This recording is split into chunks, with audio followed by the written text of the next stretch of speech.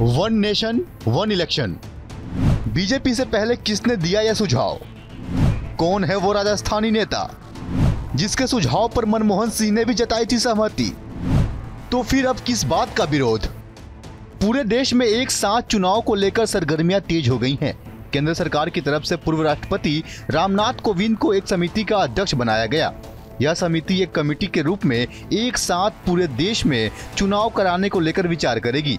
देश भर में सारे चुनाव एक साथ करवाने के लिए वन नेशन वन इलेक्शन एक बड़ा मुद्दा बन गया है और पूरे देश में हर एक के दिमाग में यह गूंज रहा है। क्या आप जानते हैं कि इसका सुझाव किसने दिया था? अगर आपको नहीं पता तो चलिए जानते हैं। आज जो party one nation one election के खिलाफ खड़ी हुई नजर आ रही है, उस समय के पीएम मनमोहन सिंह ने इस पर अपना समर्थन दिया था और राजस्थान के पूर्व सीएम और देश के उपराष्ट्रपति भैरव सिंह शेखावत ने इस बारे में बातचीत करने वाले थे। उन पर लिखी एक किताब में जिक्र है कि कहां से ये विचार आया और देश भर में ये चर्चा छिड़ी।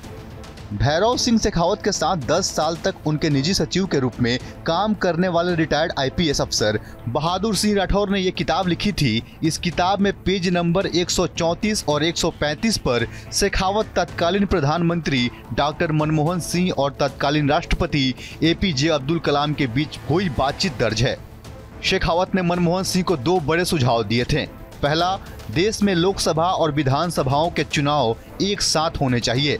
इससे देश के संसाधनों, धन, ऊर्जा, समय की बचत होगी। भ्रष्टाचार पर रोक लगेगी, क्योंकि एक साथ चुनाव हुए तो राजनीतिक दलों को अलग अलग चंदा नहीं लेना पड़ेगा। साथ ही बार बार लगने वाली चुनाव आचार संहिता से छुटकारा मिलेगा।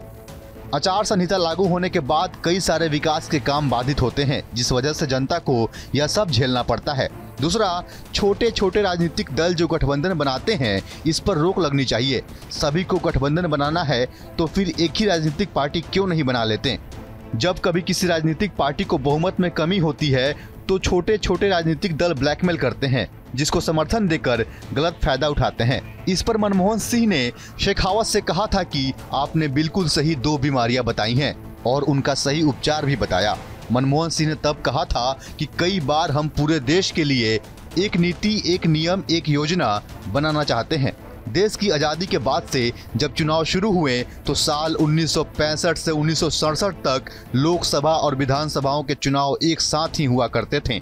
तब पूरे देश में लगभग सभी राज्यों में कांग्रेस पार्टी की ही सरकार हुआ करती थी। साल 1965-1967 के बाद कांग्रेस में विघटन होने लगा, जिसके बाद कुछ राजनेताओं ने अलग होकर नए दल बनाए। पश्चिम बंगाल में वामपंथी दलों और दक्षिण भारत में अन्य दलों का असर बढ़ता गया। इसके बाद से कई राज्यों की सरकारों को कई कारणों के चलते केंद्र सरकार की तरफ से राष्ट्रपति शासन लगाकर बर्खास्त किया गया। फिर वहां दोबारा चुनाव जब शुरू हुए तो उनकी टाइमिंग लोकसभा के चुनावों के साथ नहीं रही। साल 1975 में लगे आपातकाल और 1977 में बनी जनता पार्टी की सरकारों के बाद से लगभग सभी विधानसभाओं के चुनाव अलग अलग समय होने लगे, जो आज तक बरकरार है। बाकी इस पे आपकी क्या राय है? क्या वन नेशन वन इलेक्शन सही है इस देश के लिए? आप अपने हिस्से का राय हमें कमेंट करके अवश्य बताएं। फिलहाल के लिए इतना ही। बहुत बहुत धन्यवाद। Bureau report, news India digital.